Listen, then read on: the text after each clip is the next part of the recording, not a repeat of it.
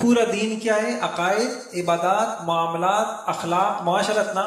آپ نے عقائد پڑھ لیے، اس میں سے کچھ پڑھ لیا، عبادات پڑھ لی ہیں. معاملات میں کل آپ نے کیا پڑھا تھا؟ کل آپ نے یہ پڑھا تھا ہم جب بھی کسی کے ساتھ معاملہ کرتے ہیں یا وہ معاملہ کیا ہوگا؟ ظلم، یا کیا ہوگا؟ انصاف، یا کیا ہوگا؟ احسان، یا کیا ہوگا؟ ایثار. اچھا، ظلم سے بچنے کے لیے کیا کرنا ہوگا؟ اگر ہم یہ چاہتے ہیں کہ ہماری ذات سے کسی پہ ظلم نہ ہو تو کیا کرنا ہوگا؟ حقوق ادا کرنے ہوں گے. کیا کرنے ہوں گے؟ حقوق ادا کیسے کریں گے؟ حقوق سیکھنا پڑے گا. اب ہم اگلی نشستوں میں حقوق سیکھتے ہیں. بہت اہم سبق ہے، بہت اہم سبق، حقوق سیکھتے ہیں. تو حقوق میں علماء کے حق کیا ہیں، اللہ والوں کے حق کیا ہیں؟ سنیے گا. فقہاء، مجتہدین، علماء، محدثین، اساتذہ، مشائخ، ان کے لیے دعائے خیر کرتے رہنا یہ ان کا حق ہے. کیا کرنا؟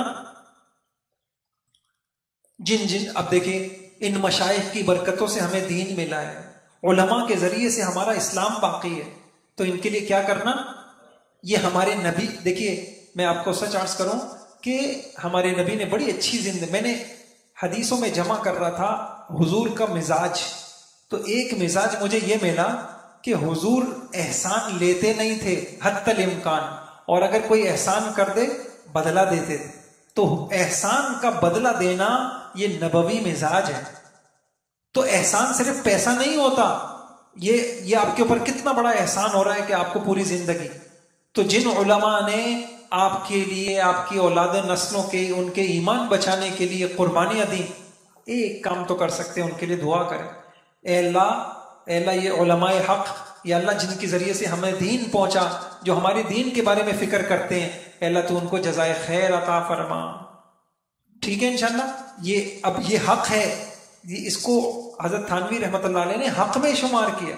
اور ایک گزارش کہ ایک معمول بنائیں جس سے بھی کوئی دینی فائدہ ہو، اس کو کہیں بھائی اللہ آپ کو جزائے خیر دے، انسان کا حوصلہ بڑھ جاتا، ان کا شکریہ ادا کریں. یہ ہو گیا. نمبر 2، شرعی قاعدے کے مطابق ان کی اتباع کرنا. علماء حق جو زندگی آپ کو بتائیں، ان کا حق بنتا ہے کہ اب آپ ان کی بات کو مانیں. نمبر 3، جو ان میں سے زندہ ہوں ان کی تعظیم اور محبت سے پیش آنا، ان سے بغض نہیں رکھنا. علماء سے بغض نہیں رکھنا اور نفرت نہیں کرنا، ان سے تعظیم اور ادب، یہ ان کا حق ہے. نمبر 4، حسب وسعت ان کی مالی خدمت کرنا. یہ حضرت تھانوی رحمۃ اللہ علیہ نے 4 حقوق لکھے ہیں، میں دہرا دیتا ہوں. علماء کے، مشائخ کے کیا حقوق ہیں؟ ان کے لیے دعائے خیر کرنا. نمبر 2، کیا کرنا؟ ان کی اطاعت کرنا، ان کی بات کو ماننا، جو بات مانے الجھنا نہیں، ان کی بات کو ماننا. نمبر 3، تعظیم اور ادب کرنا، اور حسب وسعت مالی خدمت کرنا.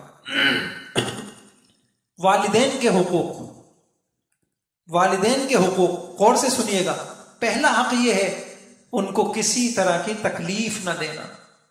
میری وجہ سے میرے والدین کو جسمانی، کوئی ذہنی، کوئی دلی، میری وجہ سے میرے والدین کو تکلیف نہ ہو. اور اگرچہ ان کی طرف سے زیادتی ہو، اگرچہ ان کی طرف سے، یہ ان کا حق ہے، یہ ان کا حق ہے. نمبر 2، قولاً اور فعلاً ان کی تعظیم کرنا، ادب کرنا. زبان سے بھی ایسے الفاظ استعمال کرنا جس میں ان کا ادب ہو، اور عمل سے بھی ان کے ساتھ اس انداز سے رہنا جس میں ان کی تعظیم اور ادب ہو. نمبر 3، جائز باتوں میں ان کی اطاعت کرنا، ناجائز باتوں میں نہیں. نمبر 4، اگر حاجت ہو تو مال سے ان کی خدمت کرنا. آسان الفاظ کیا ہے؟ اذیت نہیں دینا، اطاعت کرنا، محبت، تعظیم کرنا اور خدمت کرنا. یاد ہو گئے؟ یہ والدین کے حق ہے. اچھا، والدین انتقال کر جائیں پھر بھی ان کے بہت سارے حق ہوتے، ان کے لیے دعائیں کرنا، ان کے ملنے جلنے والوں کے ساتھ اچھا برتاؤ کرنا، یہ ان کا حق ہے. میں دہرا دیتا ہوں، علماء کے، مشائخ کے آپ نے پڑھ لیے. والدین کے حقوق کیا ہیں؟ اذیت نہ دینا، اور جائز باتوں میں ان کی بات ماننا، اور ان کی تعظیم ادب کرنا زبان سے بھی عمل سے بھی، اور ان کی مالی خدمت کرتے رہنا، یہ حق دوہرا ہے۔